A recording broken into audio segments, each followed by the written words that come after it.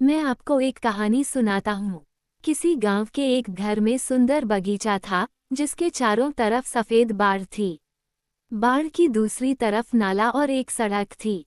उसके किनारे पर लगी घास में एक डेज़ी का पौधा खिला था। सूरज उस छोटे से जंगली पौधे पर वैसे ही अपनी धूप डालता था जैसे कि बगीचे में बोए गए सुंदर फूलों पर। डेज़ी का पौधा लंबा होता जा रहा था। एक सुबह उसमें फूल फूटा। उसकी पत्तियां सफेद थीं और बीच में पीला बटन जैसा था, जैसे सूरज हो। वो ये नहीं जानती थी कि लंबी घास में कोई उसे देख नहीं पाएगा, और न ही वह ये जानती थी कि लोग जंगली फूलों से नफरत करते हैं। नहीं, वो संतुष्ट थी। वो गर्म सूरज की तरफ चेहरा किए उसे देखती रहती थी और लवा पक्षी का गीत सुनती रहती थी। उस दिन छोटी सी डेज़ी ऐसी खुश थी जैसे वह दिन सोमवार न होकर कोई छुट्टी का दिन हो। सब बच्चे स्कूलों में अपने डेस्कों पर कुछ सीख रहे थे और यह अपनी टहनी पर लगी कुछ सीख रही थी। उसने ये जाना कि सूरज का स्पर्श गर्म होता है और जीवन खुशियों से भरा होता है। उसका मानना था कि लवा पक्षी का गाना संसार में सबसे अच्छा है। उसके सुरों में उसे अपनी भावनाएं छिपी लगती थीं। वो उसे देखती थी कि वह गाने के साथ उड़ भी सकती थी। पर उसे इस बात से न उदासी होती थी, न जलन कि उसके पास ये चीजें नहीं थीं।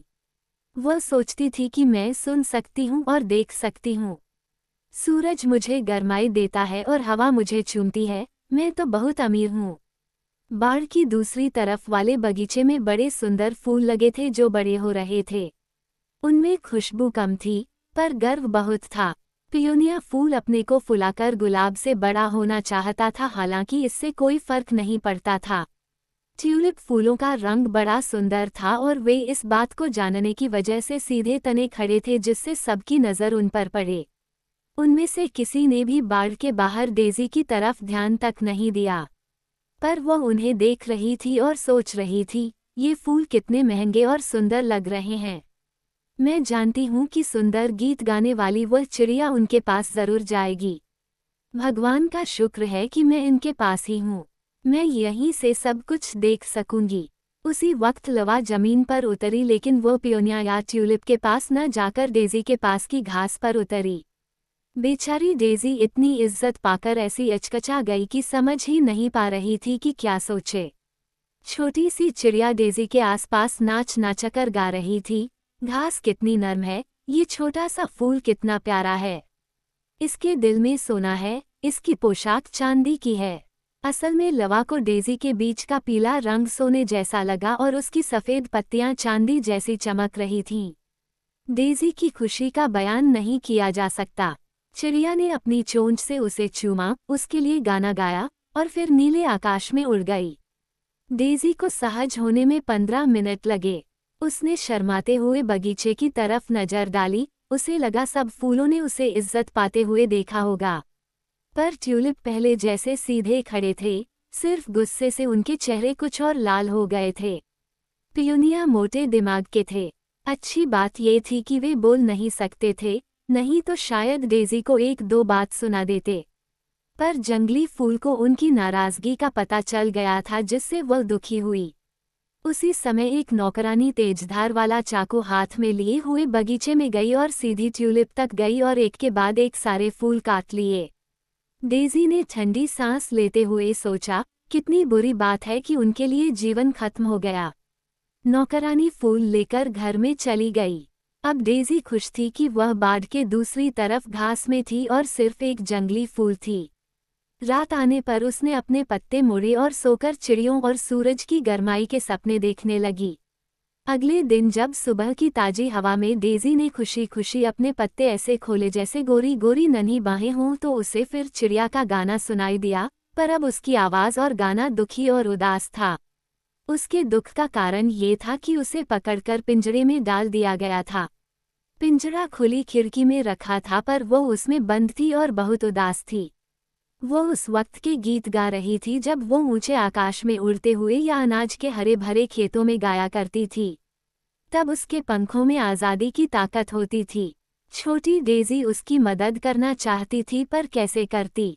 यह मुश्किल काम कैसे किया जाए, इसी सोच में डेज़ी अपने आसपास की और अपने सफ़ेद पत्तों की खूबसूरती सब भूल गई।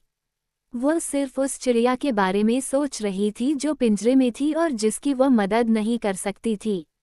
तभी दो छोटे लड़के बगीचे में गए। एक के हाथ में तेज चाकू था। वह ठीक वैसा ही था जैसे चाकू से नौकरानी ने फूल काटे थे। लड़के डेज़ी के सामने रुके। वह समझ गई कि वे क्या करने वाले हैं।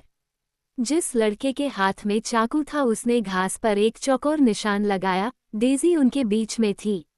लड़का बोला, ये घास काटकर पक्षी के लिए ले जाते हैं। उसने जमीन में सिर्फ इतना गहरा काटा कि घास की जड़ न कटे। दूसरा लड़का बोला, फूल को उखाड़ दो। डेज़ी उखाड़े जाने के डर से कांपने लगी, क्योंकि उखड़ने का मतलब मरना था जबकि वो पिंजरे में पक्षी के पास जाना चाहती थी। चाकू वाला लड़का बोला, रहने दो, यह अच्छा लग रहा है। डेज़ी को पिंजरे के नीचे रखी गई घास में छोड़ दिया गया। बेचारी चिड़िया अभी भी अपनी आज़ादी के छिन जाने पर रो रही थी। वह अपने पंख पिंजरे के लोहे के जाल पर मार रही थी। डेज़ी कुछ बोल नहीं सकती थी, इसलिए तसल्ली नहीं दे पा रही थी। सुबह से दोपहर हो गई। बेचारी कैद चिड़िया दुखी थी। पानी नहीं है। वे सब चले गए। मुझे एक बूंद पानी तक नहीं दे गए कि मैं पी लूं। मेरा गला सूखकर जल रहा है। ऐसा लग रहा है कि मेरे अंदर बर्फ और आग है। हवा भारी है। मैं मर जाऊंगी। और फिर कभी ईश्वर की बनाई खूबसूरती, सूरज की गर्म धूप, ये हरियाली कुछ भी नहीं देख पाऊंगी। चिड़िया ने अपनी चोंच घास में गड़ा दी क्योंकि वहां ठंडक थी। फिर उसने डेज़ी को देखा, गर्दन हिलाई, उसे चूमा। बेचारे फूल, तुम्हें भी यहाँ मुरझाकर मरना पड़ेगा। सारी दुनिया के बदले में मुझे ये छोटा सा घास का टुकड़ा दिया गया है। अब घास को पेड़ और तुम्हारी हरी पत्ती को खुशबू वाला पेड़ मानना पड़ेगा। सिर्फ तुम मुझे मेरी आज़ादी की कहानी सुना सकती हो। डेज़ी सोच रही थी, काश मैं उसे तसल्ली दे पाती, पर वो तो अपने पत्ते भी नहीं हिला पा रही थी। पर उससे आने वाली खुशबू आम डेज़ी के फूलों की खुशबू से कहीं ज़्यादा तेज थी। चिड़िया ये समझ रही थी, इसलिए दर्द से बेचैन होकर जब वह घास उखाड़ रही थी तब भी उसने फूल को नहीं छुआ। शाम हुई, पर कोई उस बेचारी चिड़िया के लिए पानी नहीं लाया।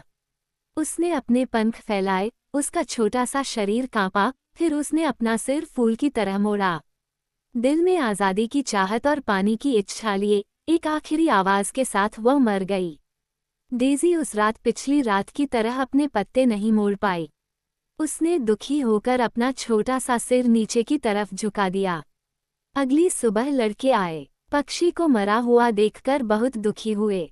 उन्होंने एक छोटी सी कब्र खोदी, उसमें पत्ते बिछाए, पक्षी के शरीर को एक सुंदर लाल डिब्बे में रखा और बड़े शाही ढंग से बेचारे को दफना दिया। जब वह जिंदा थी, गा सकती थी, तब बेचारी को पिंजरे में बंद कर दिया। प्यास से तड़पती को पानी तक नहीं दिया, पर मरने के बाद उसके ठाठ हो गए और उन्होंने उसके लिए आंसू भी बहाए। घास का टुकड़ा डेज़ी के साथ धूल भरी सड़क पर फेंक दिया गया। किसी ने उस छोटे से फूल की तरफ ध्यान भी नहीं दिया, पर उसे पक्षी के लिए बहुत दुख हुआ था और वो उसे तसल्ली दिलाने की पूरी कोशिश करती रही थी।